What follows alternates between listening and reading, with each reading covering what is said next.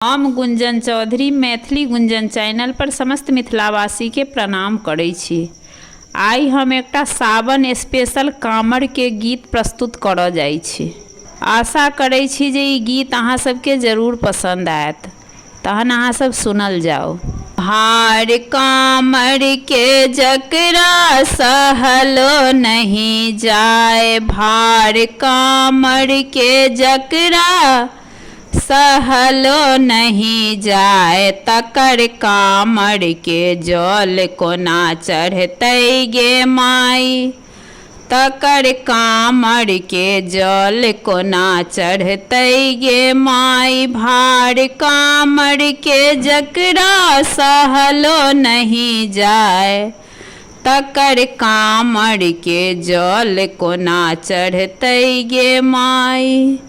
बहे शीतल समीर गंगा मैया के नीर, हमर निर्मल शरीर करो कांवड़ के धीर। बहे शीतल समीर गंगा मैया के नीर, हमर निर्मल शरीर करो कांवड़ के धीर।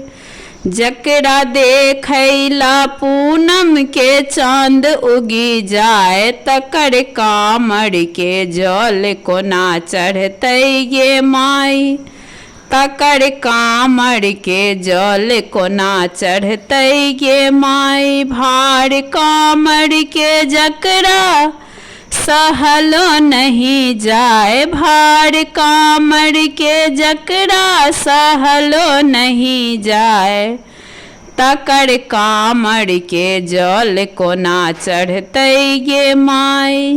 गेलौं बाबा के धाम, लेलौं शंकर के नाम, कमै रथुआ हजार करे बम बम पुकार।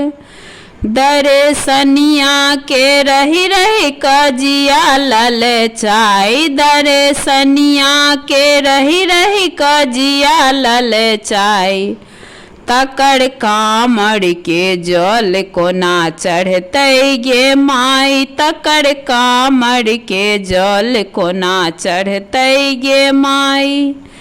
भार कांवड़ के जकरा सहलो नहीं जाए, भार कांवड़ के जकरा सहलो नहीं जाए, तकर कांवड़ के जल कोना चढ़तै गे माई, तकर कांवड़ के जल कोना चढ़तै गे माई।